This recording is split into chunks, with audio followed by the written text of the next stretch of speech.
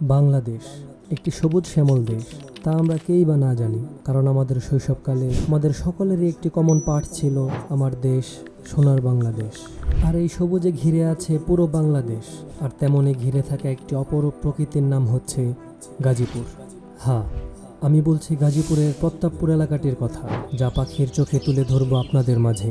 এই জায়গাটি প্রতাপপুর, জয়ের টেক ও আহাকি এলাকার মাঝে অবস্থিত। যদি এই পথ দিয়ে কেউ হেঁটে যায়, তবে তাকে এই প্রকৃতি একটু হলেও দাঁড়াতে বাধ্য করবে, কারণ এই স্থানটি যেমনই অপরূপ তেমনই প্রশান্তিময়।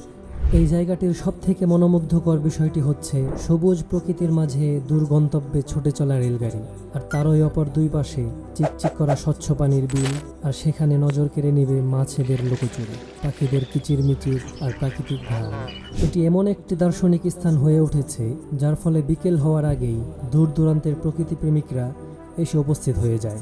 আপনি যদি হয়ে থাকেন উত্তরবঙ্গের মানুষ, আর একবার হলেও আপনি আপনার গন্তব্য যাত্রায় ট্রেনে বসে প্রাকৃতিক হাওয়া লাগিয়ে ছুটে গিয়েছেন নারীর টানে, তাহলে এই এলাকাটির প্রাকৃতিক হাওয়া আপনার গায়ে একবার হলেও লেগেছে, কারণ এই স্থান দিয়েই প্রতিদিন ঝকঝক করে রেলগাড়ি ছুটে চলে যমুনার তীরে।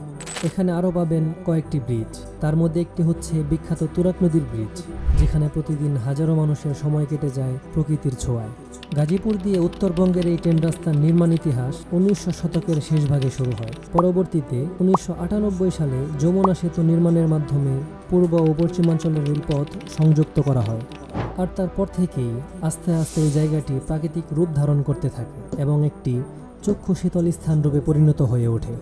আমাদের সকলেরই উচিত কোলাহল জীবনকে একটু ছুটি দিয়ে প্রকৃতির সঙ্গে মিশে যাওয়া।